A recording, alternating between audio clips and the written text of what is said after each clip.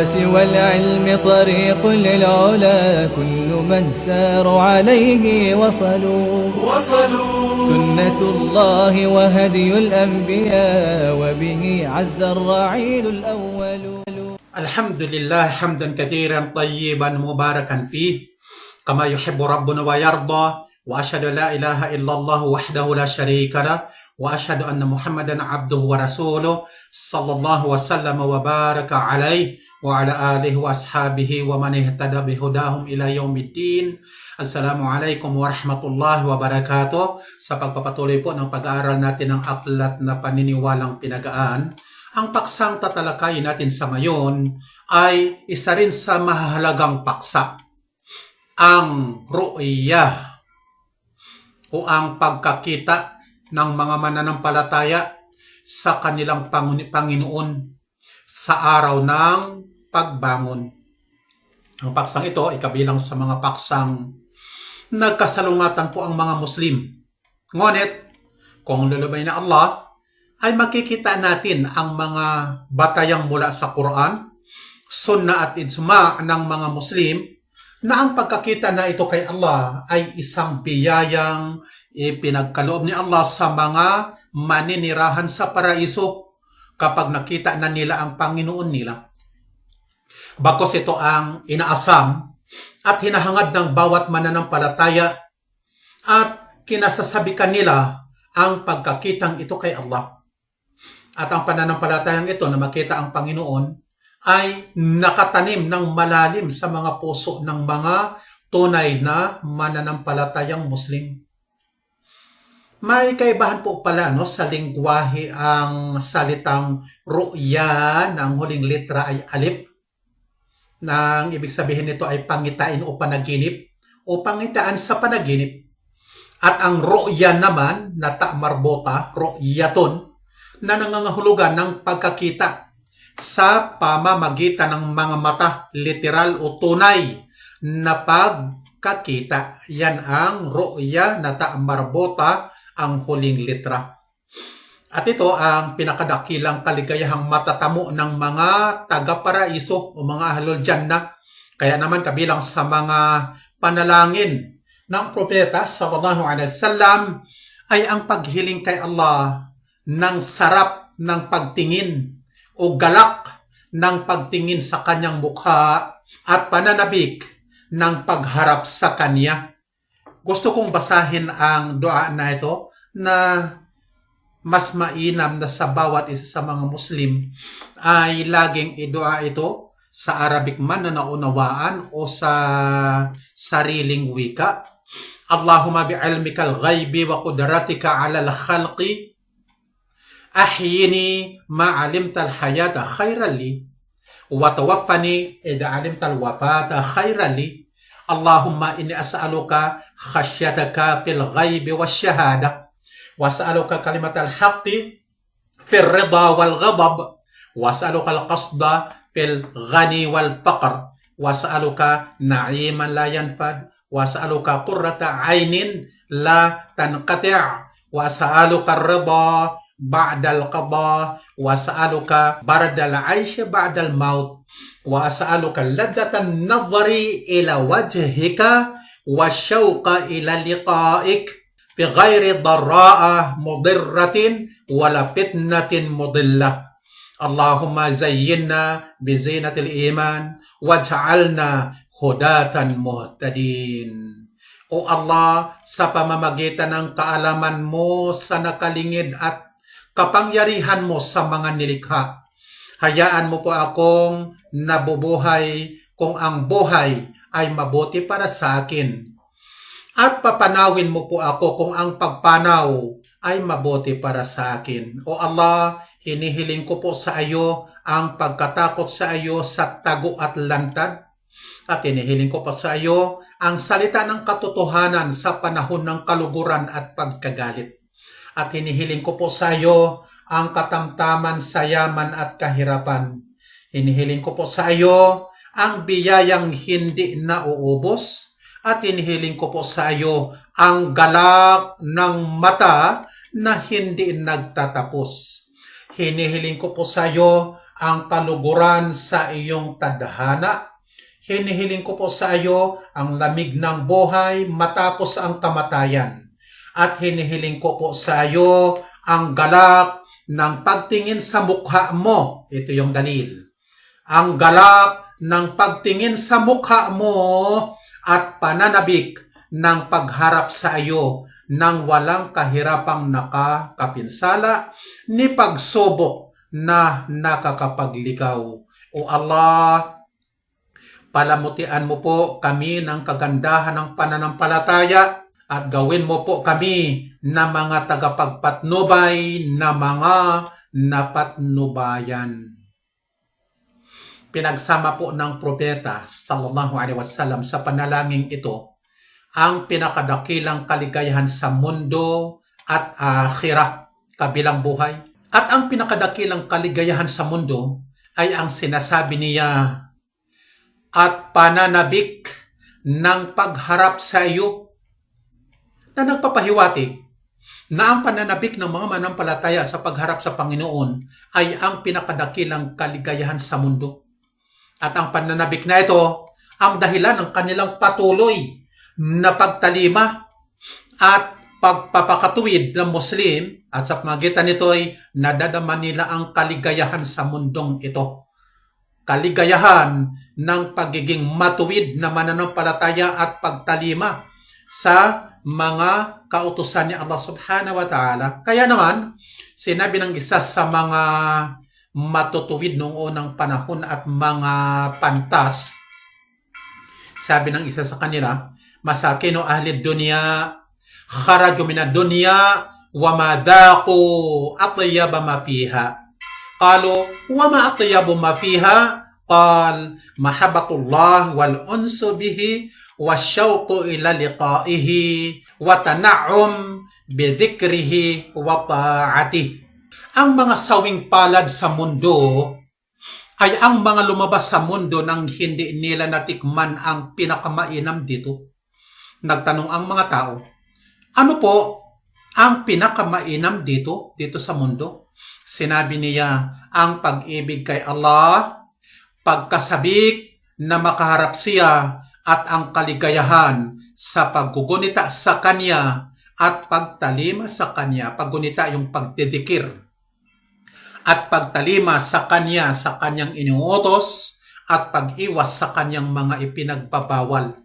Ibig sabihin, ito ang kaligayahang nadadama ng mga mananampalataya, ang pagtalima at pagiging matuwid na mananampalatayang Muslim habang nasa mundong ito. Ito yung pagpasok nila sa paraiso ng mundo. Na kung saan sinabi ng Shaykhul Islam, sabi niya, inna fid dunya jannatun man lam yadkhulha la yadkhulu jannatal akhirah.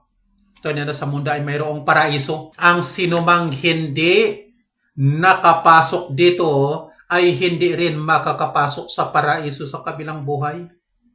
At ang pinakadakilang kaligayahan sa kabilang buhay ay ang ayon sa dua ng propeta, laddatun nadri ila wajhillah, galak o kaligayahan ng pagtingin sa mukha ni Allah. Sabi na may akda ar-ru'yah, ang pagkakita ng tinutukoy dito ay ang pagkakita kay Allah sa araw ng pagbangon, doon sa mga liwasan ng pagtutuos at saka sa pagpasok sa paraiso.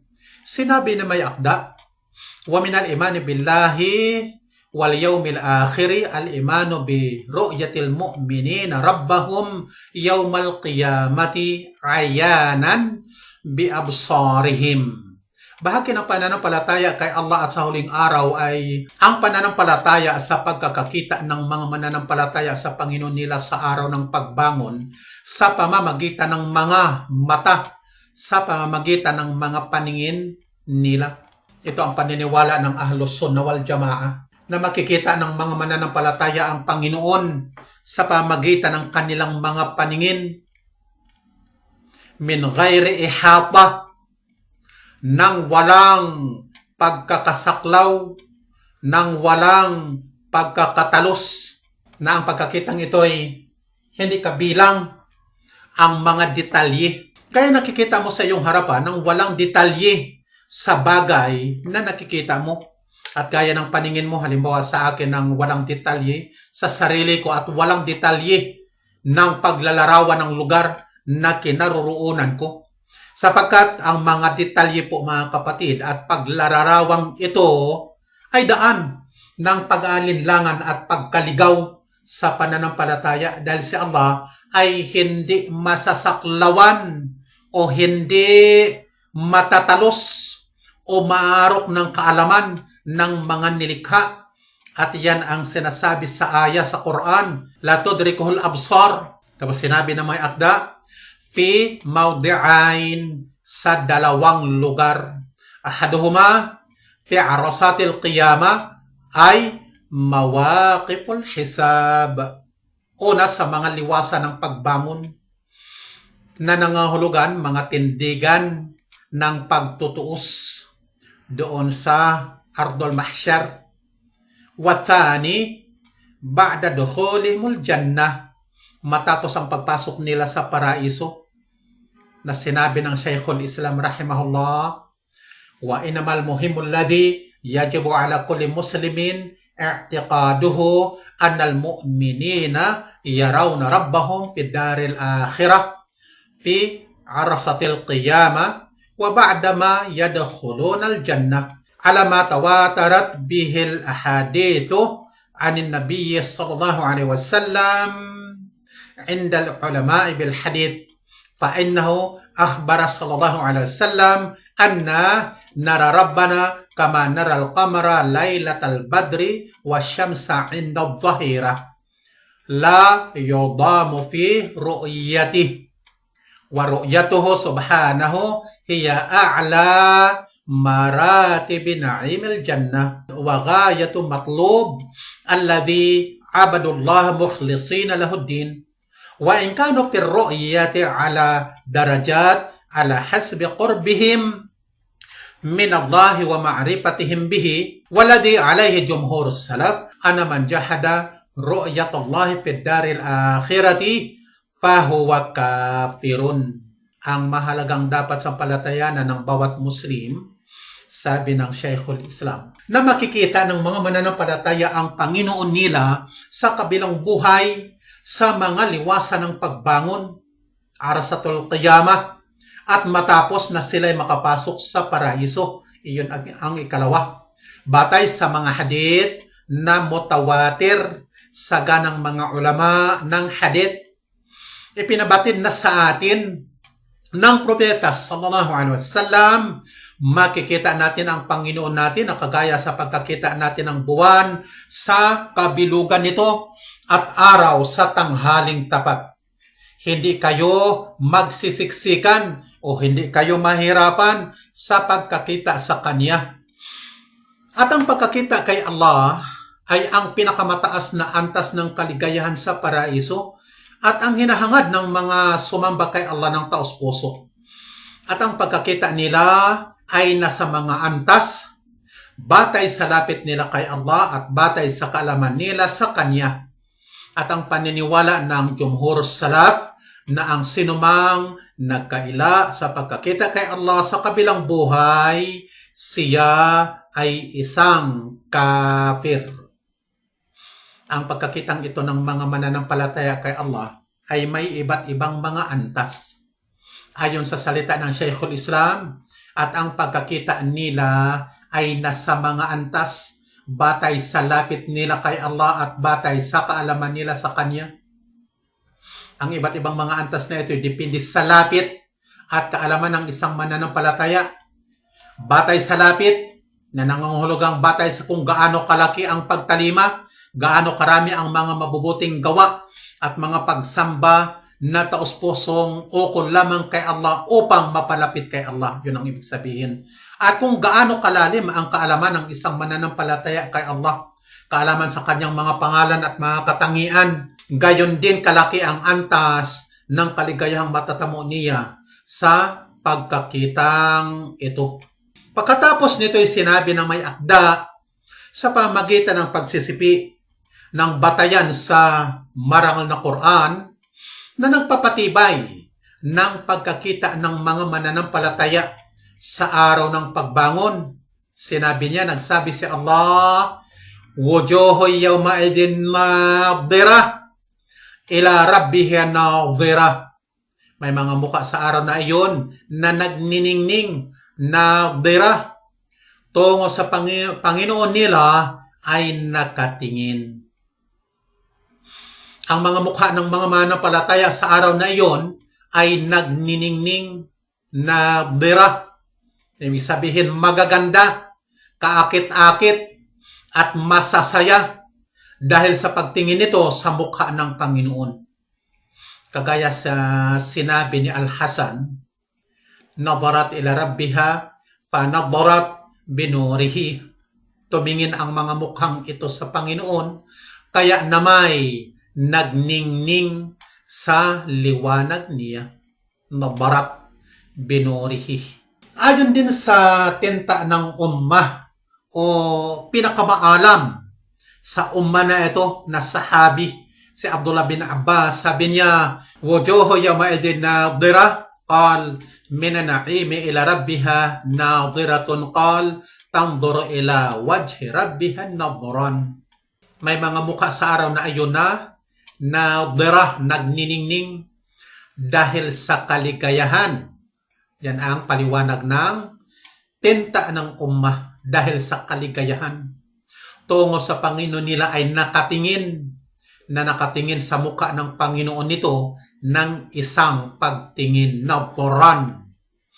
Ang salitang nadhira na mula po sa salitang nadhra, nadhraton, na nangahulugan, nakaakit-akit at maganda, na ang salin ng salitang nadhira ay nagniningning, na nagniningning sa ganda, sapagkat ang kaligayahan ay naaaninag sa kalagayan at mukha ng tao. Naaninag ito sa mga ngiti at kilos. Ang salitang nadhira na mula sa salitang nazar, na nangahulugan ng pagtingin sa pamamagitan ng mata, literal at tunay na pagtingin. Kaya naman sinabi ng pinakamaalam sa tafsir na sahabi, Abdullah bin Abbas radhiyallahu anhu, tanzuru ila wajhi rabbiha nadhran, nakatingin sa mukha ng Panginoon nito ng isang pagtingin, nadhran. Mayroong pagdidiin ang pangungusap na ito sa lingwaheng Arabi na tinatawag na maf'ulun mutlaq. Ito'y sa grammar nahu, na nadhran, na ang salin ng isang pagtingin. Ito po'y pagdidiin ng literal at tunay na pagtingin sa lingwahe. Nagsabi pa siya, wa 'alal ara'iki yanzurun, habang nasa mga sopa ay nakatingin. Ang talatang ito'y batayan sa pagpapatibay sa pagtingin kay Allah. At mula sa batayang ito ay pinagtibay ni Imam Ash-Shafi'i ang tumpak na istinbat, hinuha ng sinabi ni Allah hinggil sa mga kufar sa 15 mo ng ating basahin. Kala innahum arrabihim yawma idhil lamahjubun. Abay, hindi, tunay na sila sa pagkakakita sa Panginoon nila sa araw na iyon ay talagang mga lalambungan. Ang binasa natin ay Al-Mutaffifin, number 15. Itinuturo po sa atin ang talatang ito na ang mga kuffar o ang mga tumangging sumampalataya ay lalambungan sa araw ng pagbangon upang hindi sila makakita kay Allah. Hindi nila makita si Allah. At tungkol naman sa mga mananampalataya Muslim, sinabi ni Allah, alal araiki yanzurun, habang nasa mga sopa ay nakatingin. Ito ay aya number 23. Sinabi niya na ito ay ang pagtingin sa marangal na mukha ni Allah. Nang nilambungan ang mga kuffar o mga tumangging sumampalataya upang hindi makakita sa Panginoon dahil sa galit sa kanila ni Allah, ang mga mananampalataya naman ay nakatingin dahil sa pagkalugod sa kanila ni Allah. Nilambungan ni Allah ang mga tumangging sumampalataya dahil sa sila'y kinagalitan niya Pero ang mga manampalatayang Muslim naman ay pinagkalooban niya ng pinakamataas na antas ng kaligayahan ng pagtingin sa Kanya. Dahil sila ay kinalugdan niya sa kanilang pagtanggap ng pananampalataya. Nagsabi pa siya, "Lilladhina ahsanul husna wa ziyada." Ukol sa mga gumawa ng maganda, ang pinakamaganda at isang karagdagan. Na nangahulugang ukol sa mga gumawa ng mabubuting gawa sa mundong ito ang al-husna, pinakamaganda, na ang tinutukoy ay ang gantimpalang pagpasok sa paraiso. At ang salitang waziyada at isang karagdagan, ito po ay ang pagtingin sa mukha ng ating tagapaglikha, si Allah subhanahu wa ta'ala. وقد فسر النبي صلى الله عليه وسلم الزيادة في النظر إلى وجه الله الكريم. قال صلى الله عليه وسلم لما نظر إلى القمر ليلة البدر. Nagpakahulugan nga ang propeta sallallahu alaihi wasallam sa karagdagan, ziyada, na pagtingin sa marangal na mukha ni Allah. Nagsabi ang propeta sallallahu alaihi wasallam noong tumingin siya sa buwan sa gabi ng kabilugan, "Innakum satarawna rabbakum kama tarawna al-qamara laylatal badr. La tadamuna fi ru'yatih. La tadamuna fi ru'yatih." Tunay na kayo ay makakikita sa Panginoon ninyo gaya ng pagkakita ninyo sa buwang ito. Hindi kayo magsisiksikan sa pagtingin sa Kanya. Kaya naman, ang al-husna, na ang salin pinakamaganda, ang tinutukoy ay ang paraiso. At ang ziyada sa talatang ito, na ang salin ay isang karagdagan, ang tinutukoy ay ang pagtingin sa mukha ni Allah. Sinabi pa ng propeta sallallahu alaihi wasallam na ganito ang ating mababasa, "Idza dakhala ahlul jannati al-jannata yaqulu Allah Ta'ala, turiduna syai'an azidukum, fayaquluna alam tubayyadda wujuhana wa alam tudkhilna al-jannata wa tunajjina minan nar." Qal fayurfa'u al-hijabu fayanzuruna ila wajhillah fama u'tu syai'an ahabba ilaihim minan nadhari ila rabbihim. Thumma tala lilladhina ahsanul husna wa ziyadah. Kapag ang mga maninirahan sa paraiso ay papasok na sa paraiso, ay magsasabi si Allah, "Nais ba ninyo ng isang bagay na idadagdag sa inyo?" Ang mga tao ay magsasabi, "Hindi po ba'y pinaputi na ninyo ang mga mukha namin at pinapasok na nyo na kami sa paraiso at iniligtas nyo na kami sa impyerno?" Sinabi ng propeta at itinaas ang lambong, kaya naman ay titingin sila sa mukha ni Allah at wala nang higit pang kaibig-ibig na ipinagkaloob sa kanila kaysa sa pagtingin sa Panginoon nila. Pagkatapos nito ay binigkas ng propeta ang lilladhina ahsanul husna wa ziyada, ukol sa mga gumawa ng maganda, ang pinakamaganda at isang karagdagan. Ito mismo ang pakahulugan ng propeta sallallahu alaihi wasallam ng aya na ito. Mayroon pang batayan sa sinabi ni Allah, "Lahum ma yasha'una fiha waladayna mazid." Ukol sa kanila, sa mga mananampalataya ang tinutukoy. Lahum, sa mga mananampalataya. Ma yasha'una fiha, ang anumang niloloob nila rito, na anumang kaligayahang walang hanggan at nananatili sa paraiso, material man at spiritual na kaligayahan. At mayroon kaming isang dagdag, waladayna mazid. Ang tinutukoy dito ay ang pagtingin sa marangal na mukha ni Allah subhanahu wa ta'ala. Ang binasa natin ay Qaf, number 35 ang aya. Ito po ang pagpapahulugan o tafsir ni Anas bin Malik at Ali bin Abi Talib at mga sahaba na maaalam sa tafsir ng Quran. Kaya din naman, inulat ni Imam al-Bukhari at Muslim na mula sa ulat ni Abu Musa al-Ash'ari na ang propeta ay nagsabi na sinabi niya, Jannatani min fiddatin aniyatuhuma wa ma fihima wa jannatani min dhahabin wa aniyatuhuma wa ma fihima wa ma bainal qaumi wa baina ayanduru ila rabbihim illa ridaul kibri ala wajhihi fi jannati Aden. Dalawang paraiso ng pilak at ang lahat ng mga kagamitan roon at anumang naruroon. At paraiso ng ginto at lahat ng mga kagamitan roon at anumang naruroon. At walang namamagitan sa mga tao at pagtingin nila sa Panginoon nila maliban sa lambong ng kadakilaan sa mukha niya sa paraiso ng Aden o Eden.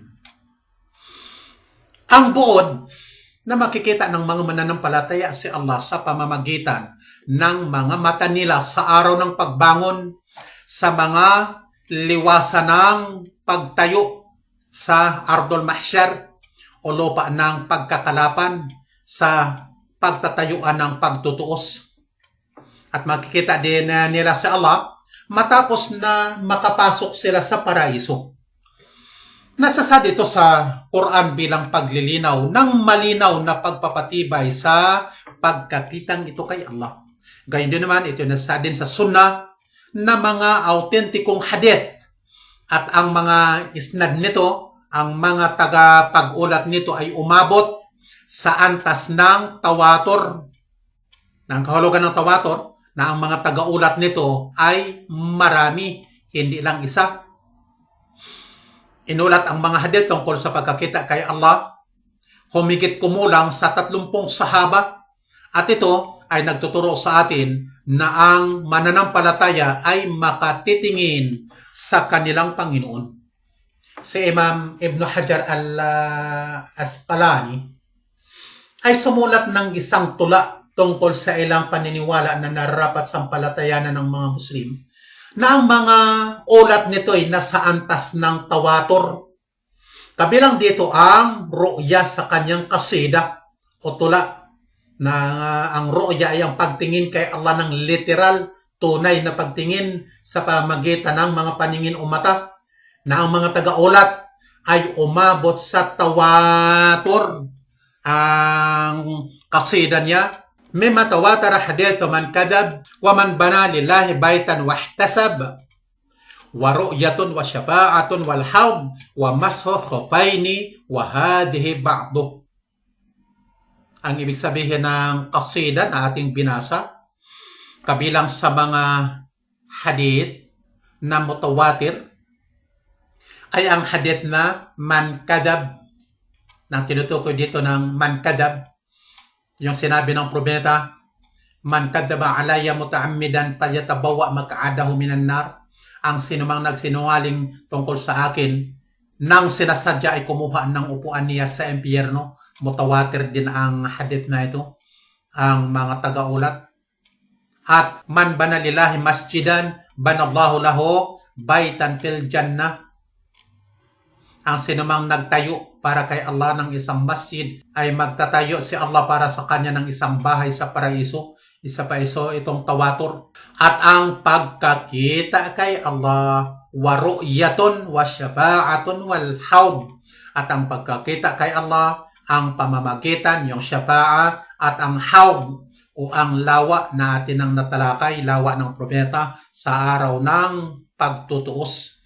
Araw na ang tao ay matagal na nakatayo doon sa liwasan ng pagtutuos. At ang huli na binanggit dito na mutawatir ay ang pagpunas ng dalawang khuf o pagpunas sa sapatos sa pagwudu. Sa tulang ito, binanggit ni Imam Ibn Hajar al-Asqalani ang ru'ya o pagkakita kay Allah na kabilang sa mga hadith na mutawatir. At marami pang hadith na nasasaad sa sunnah na makikita ng mga mananampalataya si Allah At nasaad sa Al-Bukhari at Muslim ang hadith na ito, inakum satarawna rabbakum kama tarawna al-qamara laylatal badr la tadamuna fi ru'yati. Tuwing na kayo ay makakikita sa Panginoon ninyo gaya ng pagkakita ninyo sa buwang ito. Hindi kayo magsisiksikan sa pagtingin sa Kanya. Ang salita pong la tadamuna ay maaaring binabasa ng la tudamuna, na ang salin ay hindi kayo magsisiksikan, na mula po sa salitang daim na nangahulugan ng pang-aapi, panghamak at karaingan. Sa hadith po na ito ay inahilin tulad ng probeta ang ru'ya o pagkakita, at hindi niya inihalin tulad ang mar'i, ang bagay na nakikita, na ang pagkakita sa buwan ay hindi mahirap na kailangan pang makipagsiksikan, makapanghamak o makapang-api sa maraming taong nanunood. Gayon din ang pagkakita kay Allah. Walang hadith na inihalin tulad ng probeta sallallahu alaihi wasallam si Allah sa buwan, na siyang pag-aakala ng ilan sa pakahulugan ng hadith na ito, na inahilin tulad daw ng probeta ang nakikitang si Allah sa nakikitang buwan. Bakos ito'y paghahalin tulad ng pagkakita kay Allah at pagkakita sa buwan, o pagtingin kay Allah at pagtingin sa buwan, sapagkat sinabi ni Allah na atin ang maraming ulit itong binasa ang hadith na, ang aya na ito, laisa kamithlihi shay'un wa huwa as-sami'ul basir. Walang katulad sa Kanya na anuman. Ito ay sa Shura number 11. Bagos ay inihalang tulad lamang ng probeta ang kalagayan ng nakatinging mananampalataya sa dalawang kalagayan.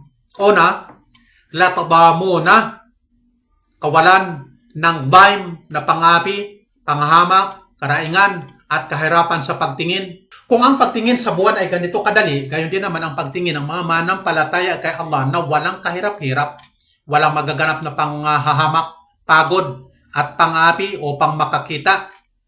Ikalawa, hindi magaganap ang pagsisiksikan ng maraming nanonood, na kagaya sa pagtingin sa buwan na nasa kabilugan nito, sa dami ng mga taong nakatingin ng sabay sa isang buwan, ay hindi kailangan ang pagsisiksikan para makakita lamang, sapagkat ito ay nasa itaas. Gayon din naman ang mga mananampalataya sa araw ng pagbangon ay makikita nila ang Panginoon nang walang kahirap-hirap, na hindi nila kailangan pang makipagsiksikan. Gayon din naman, idsuma ng mga ulama ng Ahlus Sunnah wal Jamaa ang pagpapatibay ng pagkakita kay Allah batay sa Quran at Sunnah. Kaya naman, ang batayan ng pagkakita kay Allah ay ayon sa Quran, Sunnah at idsuma. Lahat ng mga ito nagtuturo na ang mga mananampalataya ay makakita kay Allah sa araw ng paghukom o araw ng pagbangon. Gayon din naman, naturalisa po o likas sa tao na nananabik na makita ang kanyang tagapaglikha at sinasambang Diyos. Sinabi ng may akda, وَقَدْ ضَلَّ فِي هَذَا الْبَابِ طَائِفَتَانِ, may naligaw nga sa paksang ito na dalawang pangkatin, ihdahuma nufatus sifati minal jahmiyati wal mu'tazilati wa man wafaqahum minarafidati wal ibadiyah. Una, ang mga tagapagkaila ng mga katangian kabilang sa Jahmiyah, Mu'tazilah at mga sumang-ayon sa kanila kabilang sa Rafida at Ibadiyah. Faqad ankaru ru'yah wastadallu biqawlihi ta'ala li Musa, sapagkat nagkaila nga sila sa pagkakita kay Allah at nagpatunay sila sa pamagitan ng sabi niya kay Moises, qala lan tarani, hindi ka makakikita sa akin. Nang sinabi ni Moises, Rabbi arini anzur ilaik, Panginoon ko, magpakita ka sa akin, titingin ako sa iyo. At sinabi sa kanya ni Allah, lan tarani, hindi ka makakikita sa akin. At nagsabi pa siya, la tudrikuhul absar, hindi nakaabot sa kanya ang mga paningin. Kaya, paniniwala nila na si Allah ay hindi maaaring makita sa kabilang buhay batay daw sa mga talatang ito na ayon lamang sa sarili nilang pakahulugan na salungat sa maraming talata at hadith na mutawatir.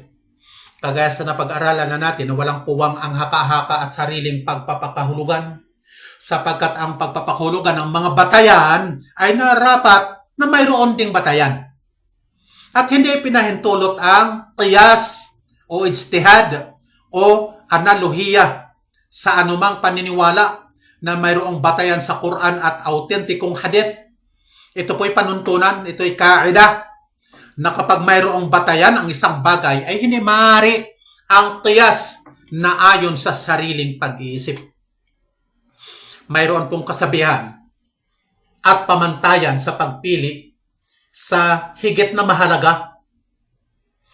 Idha jaa nahrullah, batala nahru ma'til. Kapag dumating ang ilog ni Allah, ay mawala ng bisa ang ilog ni ma'til o mawala ng saysay ang ilog ni ma'til. Ang kwento po sa kasabihang ito na naging pangkalahatang panuntunan sa panahon ng khilafa ni Umar ay inutusan niya si Ma'til bin Yasar al-Muzani na maghukay ng ilog sa Basra na naging tanyag sa tawag na Nahru Ma'til, ibig sabihin ilog ni Ma'til.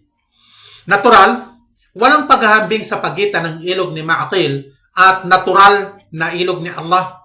Kaya naman, ito ay naging kasabihan sa paghahambing ng higit na mahalaga sa mas mababa ang kahalagahan.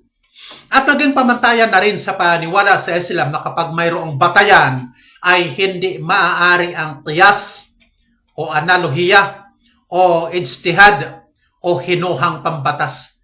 Gayon din ang sinabi ni Ali bin Abi Talib. Ang salitang ito ni Ali bin Abi Talib ay laging sinisipi ng mga ulama sa mga librong fiqh. Law kana dinu birra'i lakana asfalul khuffi awla bil mashi min a'la. Walaqad ra'aytu Rasulullah sallallahu alaihi wasallam yamsahu ala dhahiri khuffaihi.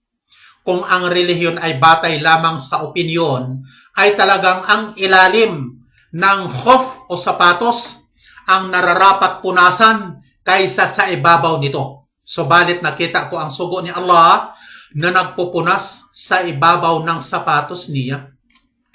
Kapag pairalin natin ang sarili nating opinyon, tiyak na ang pupunasan natin sa pagwuwudo ay ang ilalim ng sapatos. Sapagkat alam natin na ang nadudumihan ay ilalim at hindi ang itaas nito. Pero dahil sa mayroong batayan na ang propeta sallallahu alaihi wasallam ay nagpupunas sa ibabaw, natural lamang na hindi maaari ang sariling opinyon. Sinabi ng may akda, waraddu alaihim, anal murada biqawlihi lan tarani ay fid dunya kama talab. Ibig sabihin, kama talaba Musa alayhi salam. Ang pagtungon sa kanila na ang tinutukoy ng sabi niya, sabi ni Allah, lan tarani, hindi ka makakakita sa akin, ay sa mundo, gaya ng hiniling ni Moises. Dahil nang masaya na si Moises sa kanyang pagkikipag-usap kay Allah, natural, tumindi ang pananabik niya na makita si Allah. Kaya sinabi ni Allah, hindi ka makakakita sa akin, lantarani, sa buhay, sa mundong ito. Sapagkat ang tao ay mahina, na walang kakayahang makatangin kay Allah. Wala yalzamu min lan an-nafyul mu'abbad. At ang panghinaharap na anyo ng pangungusap ay hindi nag-oobliga ng pagkakailang pangkailanman. Ang simple, ang payak na katugunan sa mali nilang opinyong ito, na ang pagkakailaan ni Allah ng pagkakita sa Kanya ay hindi po pangkailanman o walang hanggang sa kabilang buhay. Sapagkat sa panabik ni Moses na makita si Allah ng oras na iyon, kaya niya hiniling kay Allah na magpakita sa kanya. Kaya naman ay sinagot siya ni Allah na, "Lan tarani, hindi ka makakikita sa akin." Ano po ang dahilan? Bakit hindi makita ni Moses si Allah? Ang sagot po ay ang sunod na sinabi mismo ni Allah sa mismong talata. "Walakin anzur ilal jabali fa in istaqarra makanahu fasawfa tarani." Falamma tajalla rabbuhu lil jabali ja'alahu dakka wa kharra Musa sa'iqa. Sinabi ni Allah, ito ang kasagutan. Subalit, tumingin ka sa bundok sapagkat kung namalagi iyon sa lugar niyon, ay makakikita ka sa akin. Kaya noong lumantad ang Panginoon niya sa bundok, ay ginawa niya ito na isang patag. Bumagsak si Moises na hinimatay. Kaya naman ayon sa salitang ito ni Allah, na maging ang bundok na dambuhala ay walang kakayanan sa paglitaw ni Allah. Gaano pa kaya ang isang tao na maliit at mahina kung ihambing sa bundok? At ito mismo ang sinabi sa Al-Mukhtasar fit Tafsir o buod na tafsir, "Lan tarani fil hayatid dunya li'adami qudratika ala dhalik, lakin anzur ila al-jabali idza tajallaytu lahu fa inna baqiya makanahu lam yata'athar fasawfa tarani." Hindi ka makakikita sa akin sa buhay sa pangmundo dahil sa kawalan ng kakayahan mo roon. Subalit tumingin ka sa bundok kapag lumantad ako roon, kung namalagi iyon sa lugar niyon nang hindi naapektuhan, makakikita ka sa akin. Maging sa lingwahe po, nang sabihin natin ng lingwahe, maging sa grammar o kawaid ng loka, na ang pagpapakahulugan nila ay mali. Sapagkat ang lan, ito yung harfun nasab, ay hindi po nangangahulugan ng pangkailanman. Gaya ng sinabi ni Ibn Malik sa kaniyang kasida, ginawa niyang kasida ang grammar. "Waman ra'an nafya bilan mu'abbada faqawluhu hurdud wasiwahu fa'duda."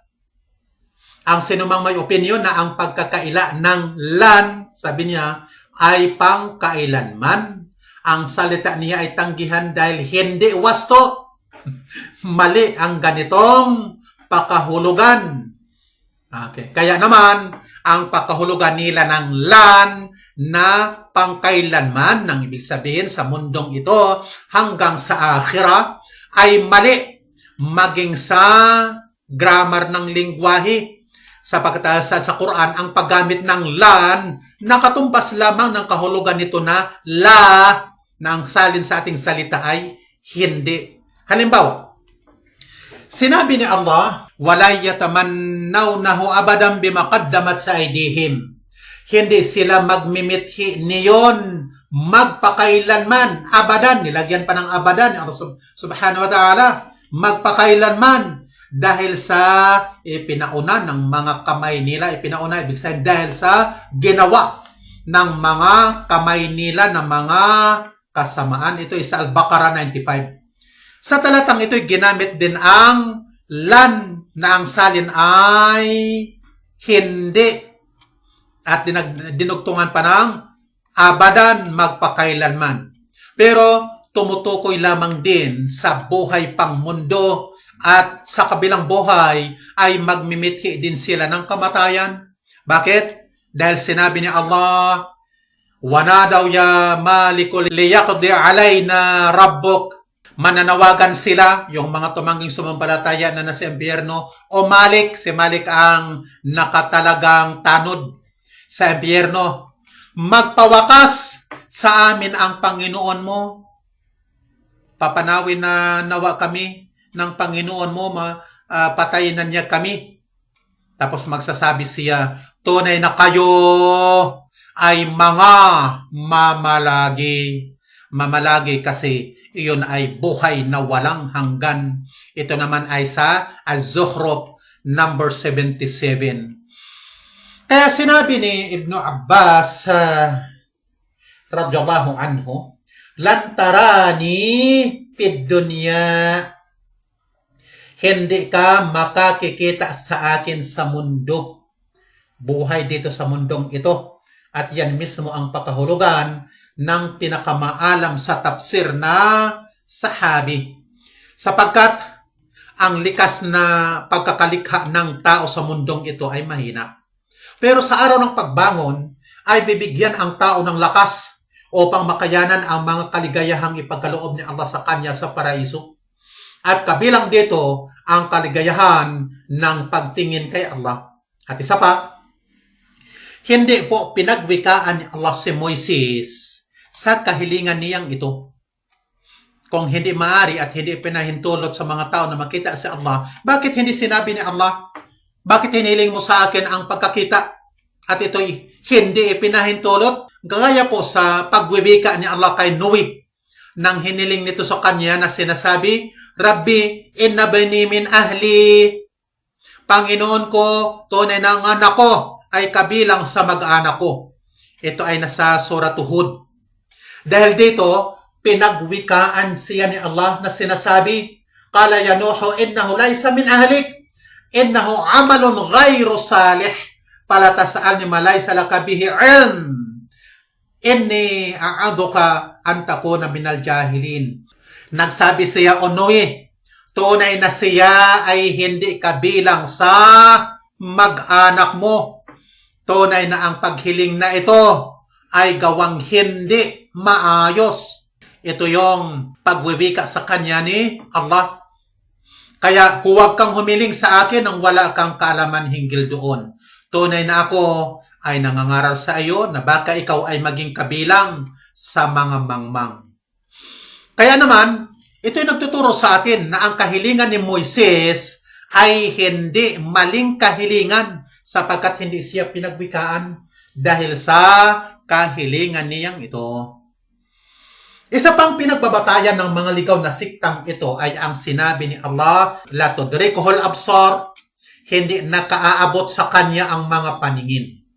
Ang katugunan po ng Ahlus Sunnah sa maling paniniwalang ito ay dalawang bahagi. Una, ang katugunan ni Aisha na sinasabi, La tudrikuhul absaru fid dunya, hindi nakaabot sa kanya ang paningin sa mundong ito.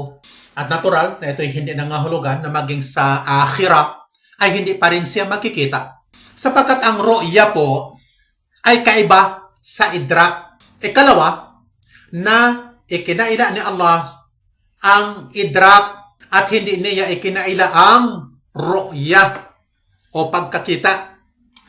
Sinabi niya, La tudrikuhul absar, hindi nakaabot sa kanya ang mga paningin. Hindi niya sinabi, La tarahul absar, hindi siya nakikita ng mga paningin. Hindi nangahulugan na ang pagkakaila ni Allah ng idrak o pagkaabot ay pagkakaila din ng ru'ya o pagkakita. Sapagkat magkaiba ang idrak at ru'ya sa lingwahe. Ang idrak na ang salin sa talata ay pagkaabot ay ang pagkatalos at lubosang pagkakaunawa ng lahat ng detalye. Gaya ng pagkakita mo ng isang bagay na malaki pero hindi mo natatalos o nalalaman ang lahat ng detalye. Kaya din ang pagkakita natin ng buwan. Subalit hindi natin nalalaman ang mga detalye nito. Ang buong paglalarawan nito, ang mga nilalaman ng buwan, ano-ano ang mga nasa ibabaw nito, ano-ano ang mga kakanyahan nito, at iba pang mga katangian ng buwan. Nakikita natin ang bundok sa malayo. Pero hindi natin natatalos ang lahat ng mga detalye nito. Ano-anong mga puno mayroon ito, mga halaman, mga uri ng mga bato, mga hayop at iba pang detalye nito. Nakikita natin ang bundok, subalit hindi lubusan ang ating idrak o pagkasaklaw at pagkatalos. Hindi nangahulugan na ang pagpapatibay ng ru'ya o pagkakita ay pagpapatibay din ng idrak. Gayon din naman, hindi rin nangangahulugan na ang pagkakaila ng idrak ay pagkakaila din ng ru'ya o pagkakita. Isa pang kasagutan sa mga ligaw na siktang ito tungkol sa ru'ya at idrak, ang dalawang lingwaheng ito, ang dalawang salitang ito sa lingwaheng Arabic, mga kapatid, mas mainam na ating memoryahin. Ru'ya, pagkakita; idrak, pagkatalos, pagkaabot. Isa pa pong kasagutan sa mga ligaw na siktang ito may kaugnayan sa ru'ya at sa idrak ay ang pagtakas ni Moises at mga anak ni Israel sa mga sundalo ni Paraon. Nang naabot na nila ang dagat ay nakita na nila ang mga sundalo ni Paraon na sumusunod sa likuran nila. Inakala ng mga anak ni Israel na maabutan na sila ng mga sundalo ni Paraon sapagkat nasa harap na nila ay dagat at ang nasa likod naman nila ay mga sundalo ni Paraon. Kaya sinabi nila, "Falamma tara al-jam'ani qala ashabu Musa inna lamudrakun."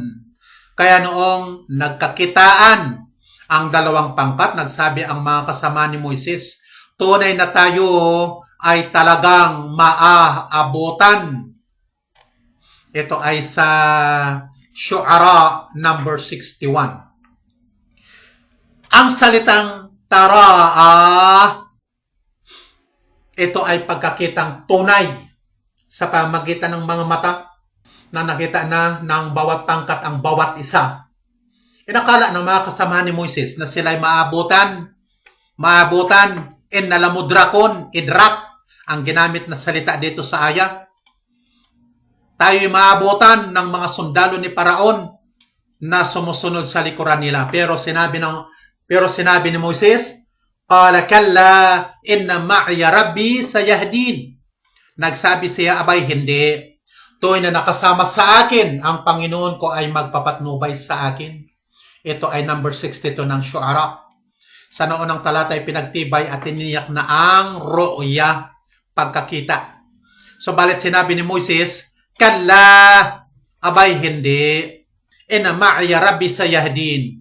Tuwing na nakasama sa akin, ang Panginoon ko ay magpapatnubay sa akin.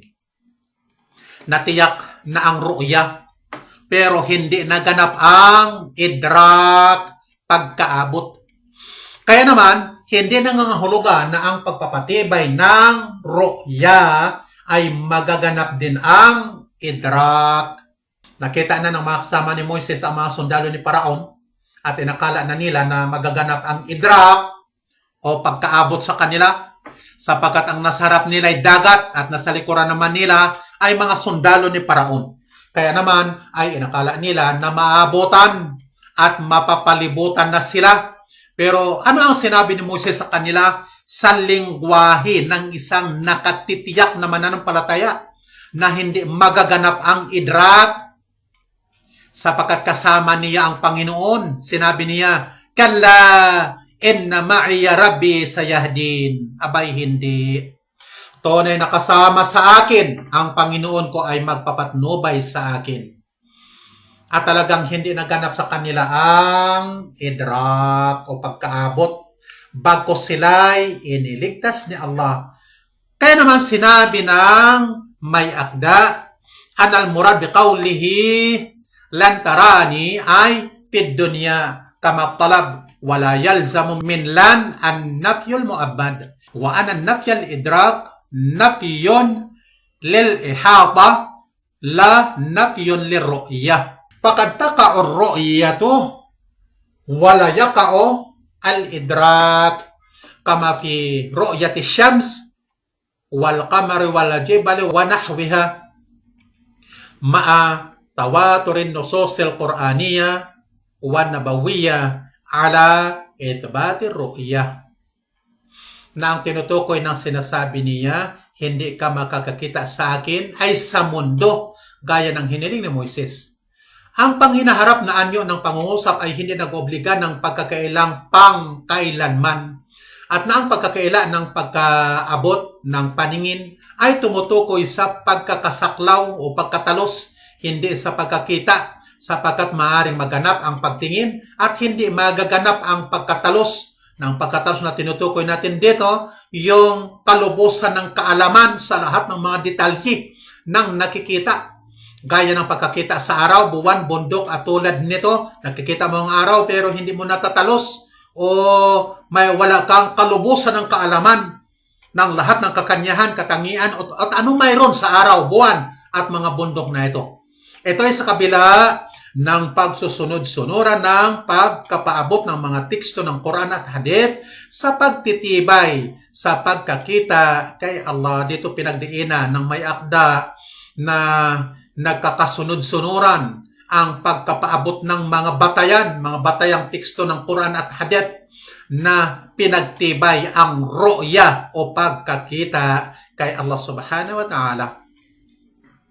Mayroon namang mga pangkat na nagpakalabis-labis sa ru'ya o pagkakita.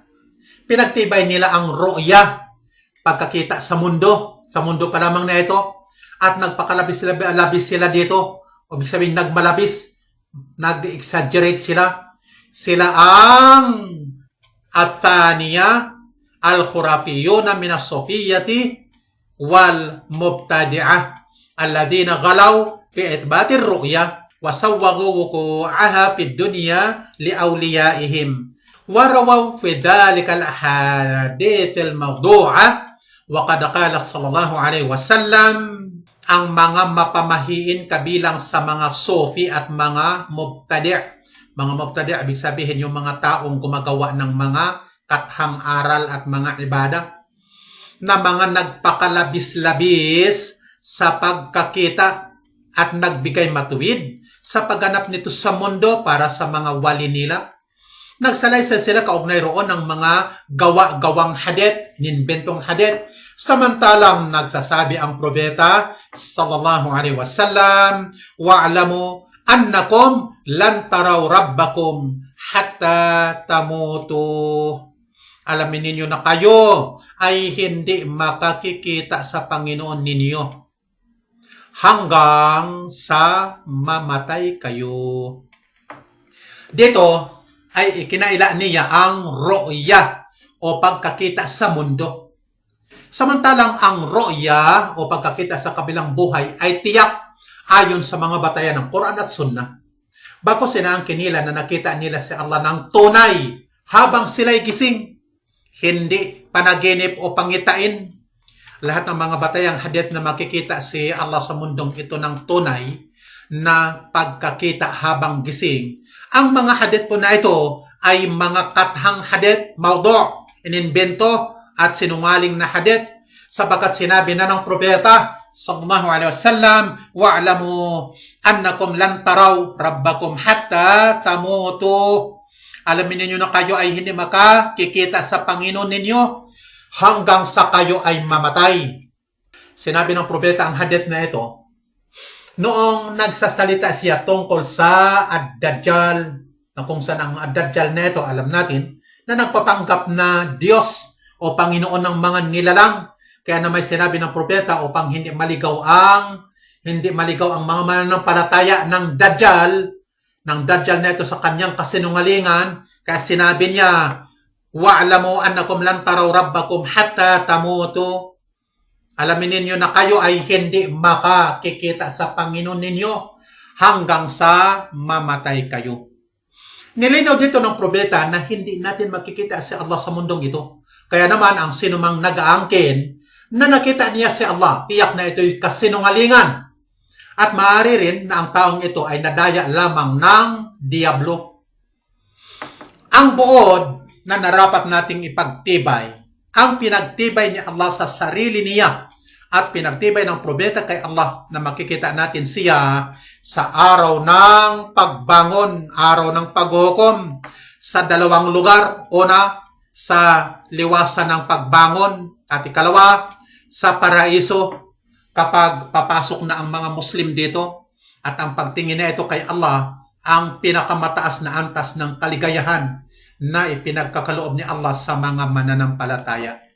Hilingin po natin kay Allah sa pamagitan ng mga magaganda niyang pangalan at matataas niyang katangian na ipagkaloob niya sa atin ang paraiso at ipagkaloob niya sa atin ang ziyada, karagdagan na kaligayahan sa pamamagitan ng pagtingin sa marangal niyang mukha. Wa sallallahu ala nabiyyina Muhammadin wa ala alihi wa sahbihi wa sallam. Subhanakallahumma wa bihamdik, nashhadu la ilaha illa ant, nastaghfiruka wa natubu ilaik. Wassalamu alaikum warahmatullahi wabarakatuh. لا سوى العلم طريق للعلا كل من ساروا عليه وصلوا سنة الله وهدي الأنبياء وبه عز الرعيل الأول